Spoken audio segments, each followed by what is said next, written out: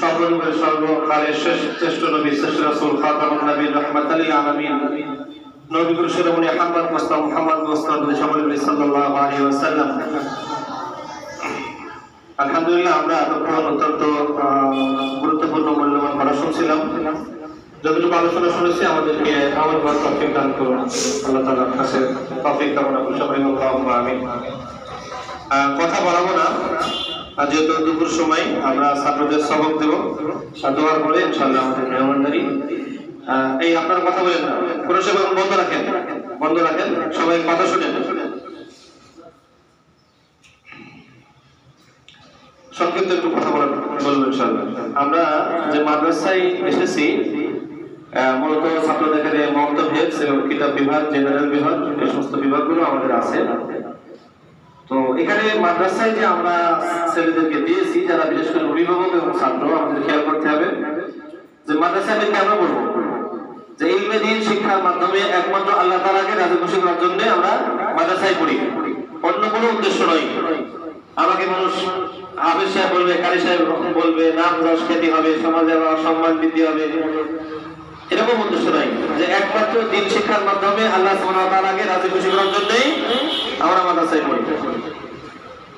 তো কোরআনুল কারীম সবচেয়ে দামি শিক্ষা, কারণ ইলমে দ্বীন শিক্ষা করা আল্লাহ সুবহানাহু ওয়া তাআলা ফরজ করেছেন।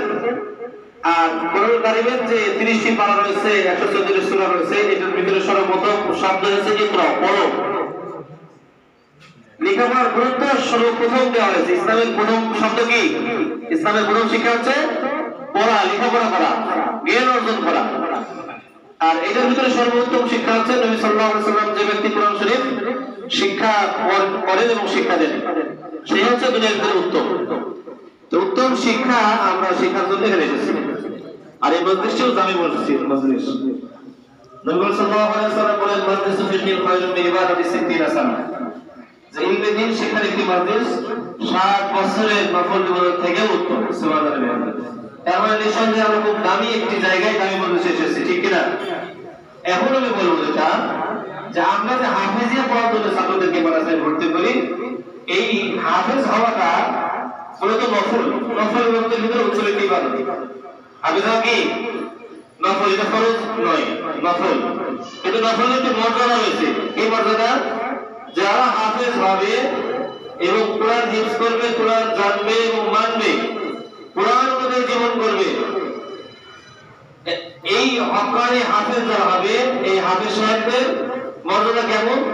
তারা তো কিয়ামতের ময়দানে জান্নাতি হবে, একটা আয়াত করতে থাকবে আর সম্মানজনক জায়গায় তারা পৌঁছাতে থাকবে ইনশাআল্লাহ।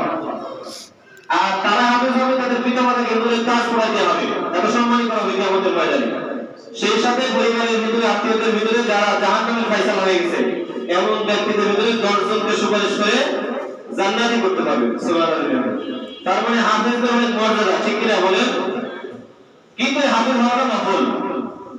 হাফেজ হওয়ার পরে এটা ইয়াদ রাখা, যতটুকু শিখেছে সেটা আমল রাখা, ইয়াদ রাখা, এটা ফরজ। এটা কি ফরজ? কোরআন শরীফে হিফজ করার পরে ভুলে যায়। এই জন্য অনেক ছাত্র দায়ী হয়, অভিভাবকরা দায়ী থাকে। ছাত্রকে সময়ই দেয় না যে তার কোরআন শরীফ ইয়াদ করতে হবে। হাফেজ হওয়ার পরে নিয়ে যায় অন্য বিভাগে, চলো তোমার শেষ হয়ে গেছে, এখন তুমি অন্য বিভাগে পড়ো। সে কোরআন শরীফ ভুলে যায়, কোরআন শরীফ খুব সহজে তার কাছ থেকে চলে যায়। তো কোরআন শরীফ যদি ভুলে যায়, সে ব্যক্তির অবস্থান কি হবে? কিয়ামতের ময়দানে তাদেরকে উল্টা করে কম করা অবস্থায় তাদেরকে দাঁড় করানো হবে এবং ভয়াবহ আযাবের সম্মুখীন করা হবে। তারা তো জাহান্নামে হবে, যারা যে সমস্ত ব্যক্তিদের কারণে কোরআন সে ভুলে গেছে, তাদেরকে সাথে নিয়ে তারা জাহান্নামে যাবে। আর এই যে মাদ্রাসার ভিতরে অবস্থান করা, মাদ্রাসার রুটিন অনুযায়ী চলা, এটা আমাদের জন্য খুব জরুরি। এই মাদ্রাসায় যখন ছাত্ররা থাকে, তারা একটা রহমতের ভিতরে থাকে। মুরগির বাচ্চা মুরগি যখন ডিম দেয়, বাচ্চা ওঠানোর জন্য নির্দিষ্ট একটা সময় কি তাকে তা দিতে হয়, দুধ দিতে হয়। আর যখন ডিমটা যদি পেট থেকে দূরে থাকে, ডিম উঠবে? ওঠে না। পরিপূর্ণ তাপ তাকে দিতে হবে নির্দিষ্ট সময়। এখন 10টা ডিমে বসে যদি 2টা ডিম বাইরে থাকে, তার বাচ্চা উঠবে না। ঠিক তেমনি ভাবে মাদ্রাসা যখন রানিং থাকে, লেখাপড়া থাকে, এই সময়গুলো অভিভাবকদের বলবো আপনারা ছুটি নেবেন না। ছুটির কারণে তারা বরকত থেকে মাহরুম হয়, নির্দিষ্ট কাঙ্ক্ষিত জায়গায় পৌঁছাতে পারে না। এজন্য আপনাদের বলবো যে মাদ্রাসা রানিং থাকা অবস্থায় ছেলে বন্ধ ছুটি নেবেন না। খুব জরুরি কেউ মারা গেছে, যদি অসুস্থতা কারণে আপনার ছোটখাটো ভাবে আপনারা ছুটি নেন, এই ছুটিটা নেবেন না।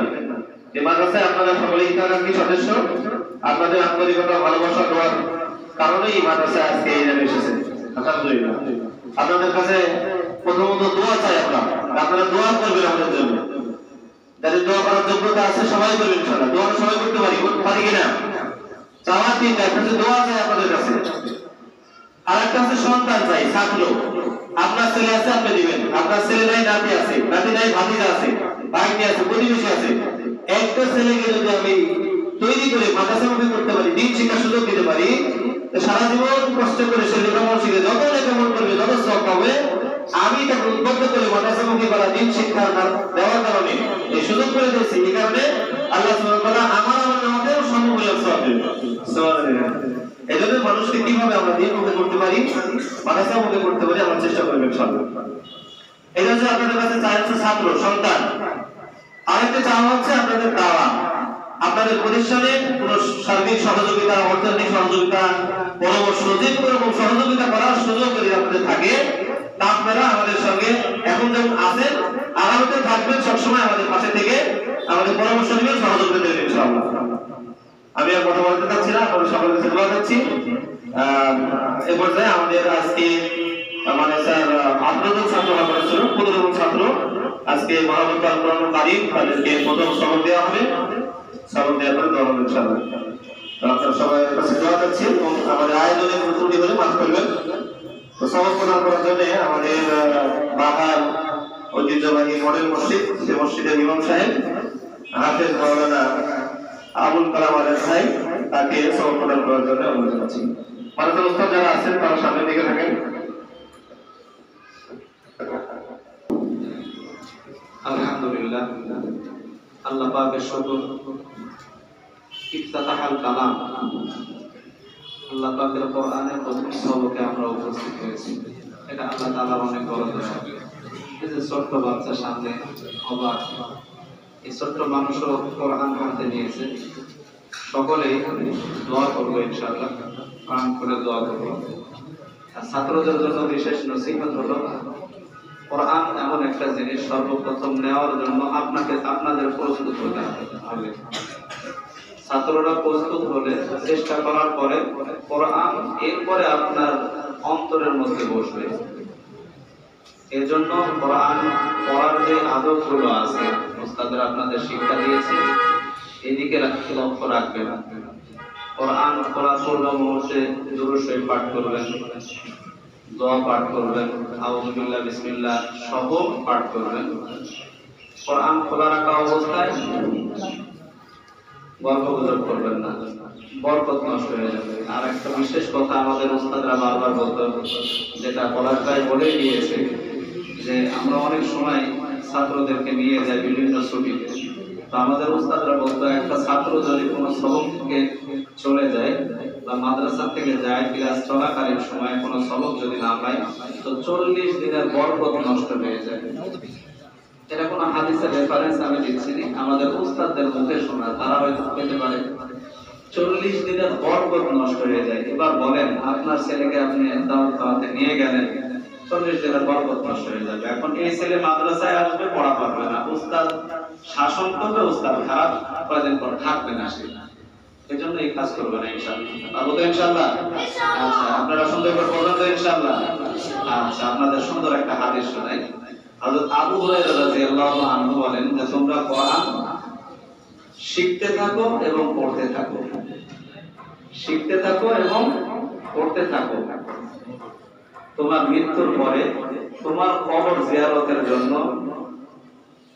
আল্লাহ পাকের রহমতের ফেরেশতারা আসবে, যেমন তোমরা খানায়ে কাবা জিয়ারতে যাও। সুবহানাল্লাহ। তো আমরা এই ফজিলত চাই না, এজন্য আপনারা সবাই সুন্দর করে পড়বেন এবং চেষ্টা করবেন ইনশাআল্লাহ কোরআন ধরে রাখার জন্য। সবাই বাইরে করুন, দুরূদ শরীফ পাঠ করে সবাই। আল্লাহুম্মা সাল্লি আলা মুহাম্মাদ ওয়া আলা আলি মুহাম্মাদ।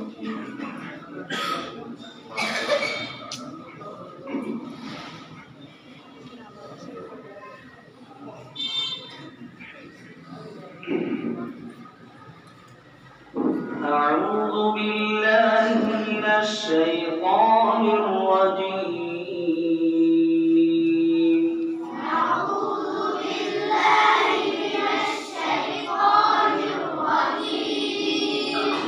بسم الله الرحمن الرحيم. بسم الله الرحمن الرحيم. الحمد لله رب العالمين. الحمد لله رب العالمين. الرحمن الرحيم. الرحمن الرحيم. مالك يوم الدين. مالك يوم الدين.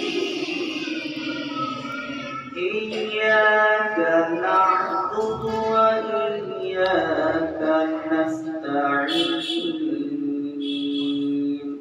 إياك نعبد وإياك نستعين. اهدنا الصراط المستقيم. اهدنا الصراط المستقيم.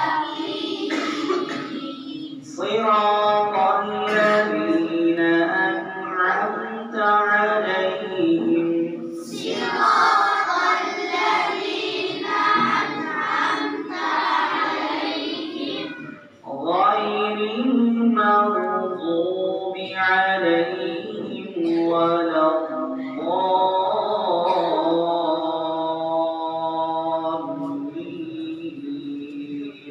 غير المغضوب عليهم ولا الضالين. صدق الله العظيم. صدق الله العظيم. আলহামদুলিল্লাহ ছাত্রদের ভাবে নাড়াচাড়া করবেন পবিত্র অবস্থায়, আর যে ওস্তাদের মাধ্যমে শিখবেন সে ওস্তাদের সঙ্গেও সম্মানজনক ব্যবহার করবেন ইনশাআল্লাহ।